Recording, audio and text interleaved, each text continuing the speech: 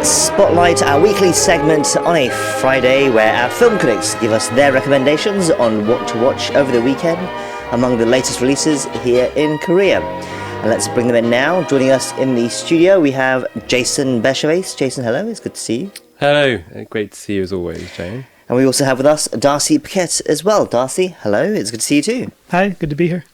And actually, we're going to start with your film this week, Darcy. We have one Korean and one international feature to look at. And we're going to start with the Korean feature as usual. This week, it's an independent film set by a fishing hole. It's called Small Fry, or Tantaengi in Korean. It premiered at the Jeonju International Film Festival all the way back in 2023. And it went on to screen at numerous international film festivals, though, before opening here in Korea this week.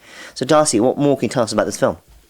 Yeah, I mean, most people wouldn't have heard of this film, and it's unlikely to kind of crack the top 10 at the box office. But, you know, I still kind of think of this movie as a breakout success because, you know, the director, Park Joong-ha, had only made short films, you know, up until making this film. The leading actor as well, Kim Ho-won, you know, he had also just appeared in short films and no major roles. He also serves as the producer of the film. You know, basically it's just the two of them that, you know, who decided to make this film with almost no money and, you know, no backing and, you know, no kind of major company behind it.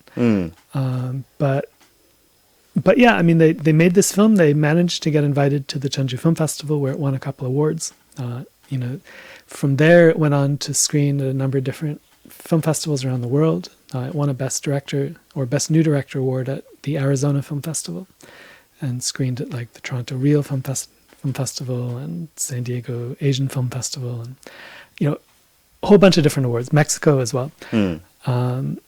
And yeah, I mean, it's, you know, even though, again, you know, it's kind of a modest film, most people wouldn't have heard of it. You know, you could probably pretty easily make a list of 100 other films that kind of started out where this film started out and then ended up not really going anywhere. Right, of course. So yeah, I think that it's a bit of a success story. Right, so very much like the film's title, it started out as quite a modest, small fry, but it's found some recognition and success then. So what's it about exactly? What can you tell us about the story? Well, the film is really centered around these three characters, and so I'll start by describing the three characters. There's an actor named Ho-jun, who, you know, initially, earlier had some success as an actor, kind of in independent film circles.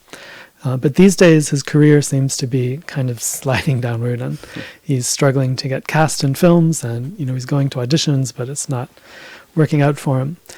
And at the same time, just sort of on a whim, he started this YouTube channel about fishing because, you know, he has this hobby of fishing. And that YouTube channel has really taken off. And so he has 50,000 subscribers. He's, you know, become kind of a celebrity in that, you know, community, that fishing community. And at the same time, he's lost his fame in his main profession. So that's Ho-jun. There's also a film director Nam, who won a whole bunch of awards with his previous independent film, and then has spent many years trying to kind of break into the mainstream commercial film industry. It hasn't worked for him, but now finally he has this project that's ready to go into production. And then the third character is an actress who's been cast in the film. It's her first major commercial role, although she's been in other roles before that.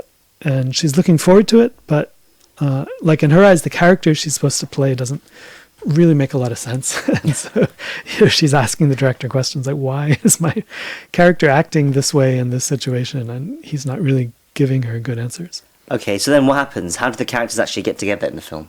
Yeah, so they end up meeting at this small pond that's been developed into, I mean, kind of a fishing resort. I mean, resort's probably too kind of, I don't know, the wrong word perhaps, but you know, it's a place that's equipped with everything that you need for fishing, and they have places all around the pond where you can fish.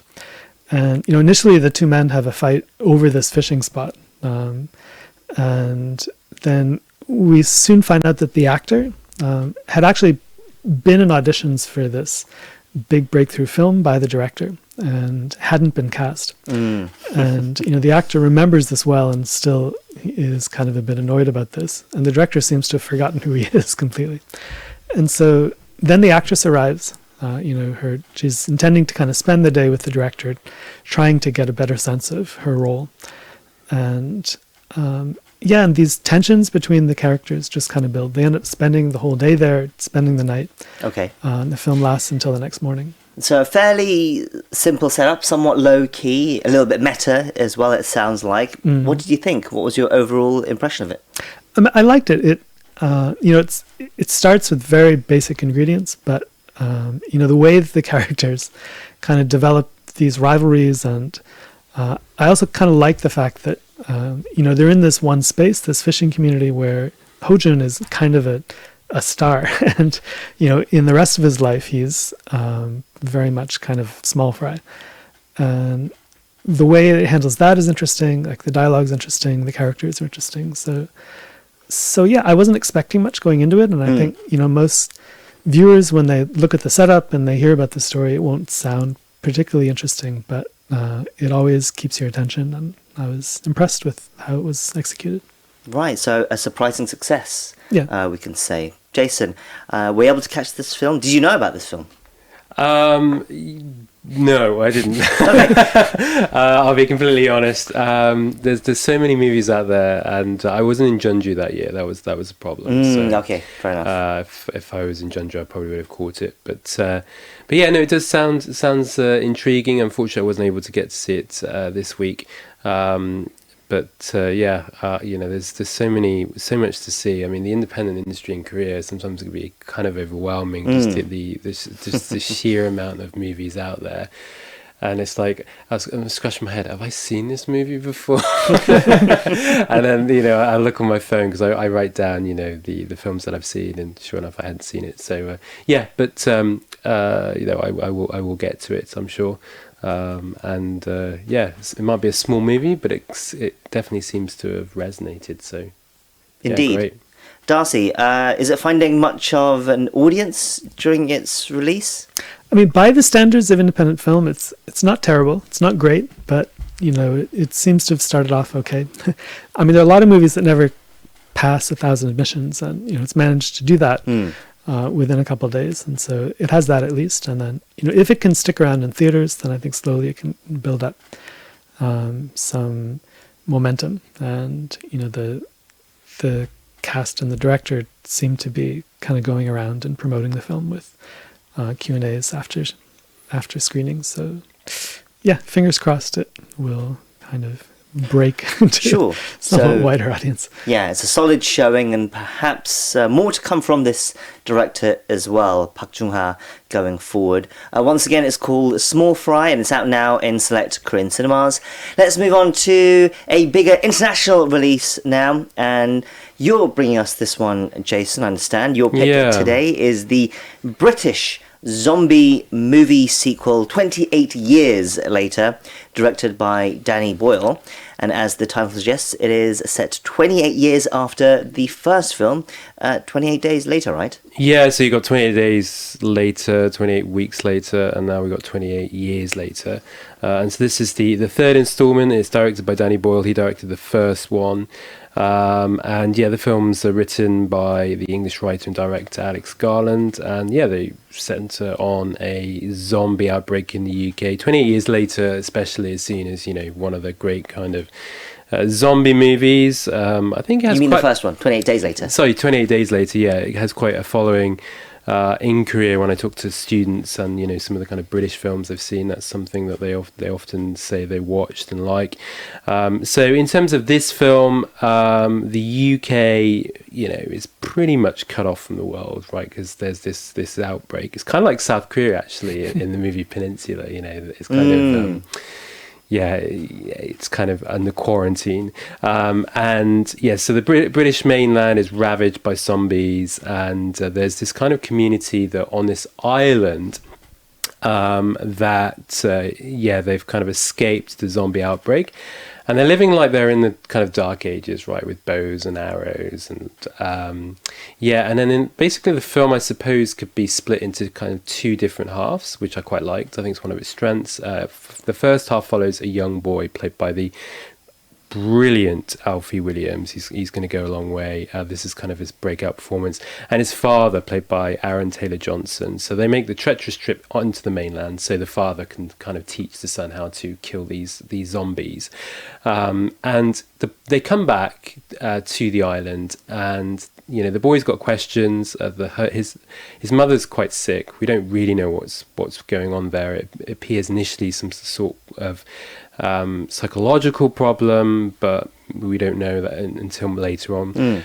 More about that. And basically he wants to get her medical help. So there's this kind of mysterious doctor figure on the mainland, played by Ray Fiennes, and the boy basically wants to take the mother to him so he can help her. Right. Now okay. the father's not happy with that, and he's not being completely truthful. So basically the second half of the film follows the boy and the mother, and it's directed by Danny Boyle, like I said, one of the UK's most celebrated filmmakers, Trainspotting, The Beach, Slumdog Millionaire, and a number of others. There's also another film coming out 28 years later, The Bone Temple, next year. So the movies were shot back to back. And that's directed by, not by Danny Boyle, but by Nia DaCosta, who made Candyman and The Marvels, and features some of the same cast, along with Cillian Murphy, who was in 28 Days Later. Okay, so there must have been some hype surrounding this new movie, given how popular the other films were, especially the first one, as you said. So does it live up to those expectations? It does. I loved it, actually. It's really good. It's thrilling. It's really well staged. I mean, Danny Boyle he's just a great visceral filmmaker, right? There's so much energy to his films. I just love the way they're edited. Some would argue a bit repetitive, but no, I haven't. It's been a while since I'd sat down in a cinema and watched a Danny Boyle film, and I was like, yes, this is the filmmaker that I really admire. It's there is some kind of I suppose critique there of the society we live in, which you get with zombie movies, but it doesn't really go heavily into that at all. It's a very simple story, but it's just staged really, really effectively. The acting is brilliant. It's well paced. It's just really, really well shot, and I just love the locations in the film. You've got this island, and basically they can get to the mainland through this kind of, basically there's the ocean, but when the tide goes out, they can walk across.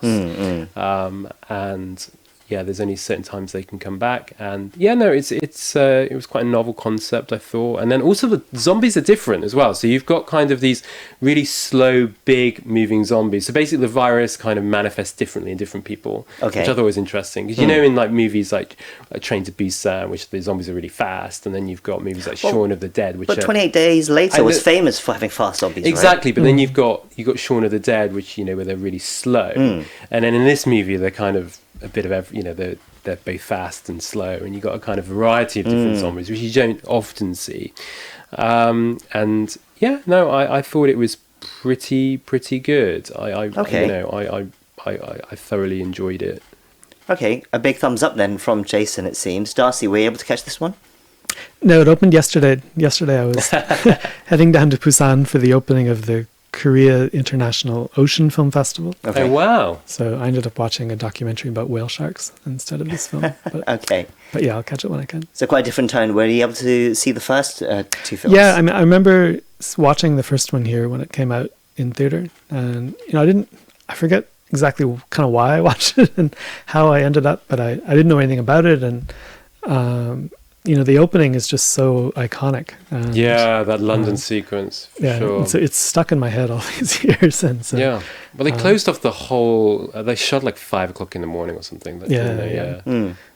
So eerily quite London, if I remember. Yeah, you got Big Ben, I think it's at Westminster Bridge. But, Sure. So, Jason, final question. Do you think we need to see the earlier films to appreciate this new one? No, actually, I don't think you do. It's really, the plot itself, like I said, it's not difficult to follow. It's really, really simple.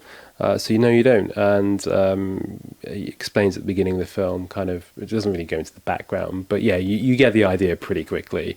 And I haven't seen the first two films for a long time, so I didn't get a chance to kind of revisit them before watching this movie, which I'd like to have done. And and I didn't feel like I was losing out. So I think, by all means, go and watch it, even if you haven't seen the first two, although you might get more out of it if you have done. Okay, so that was 28 Years Later, out now in cinemas here in Korea. And that's it for Movie Spotlight this week. Jason, Darcy, thank you as ever for your reviews, and we'll catch up with you guys again next time. Take care. Take care. Bye-bye.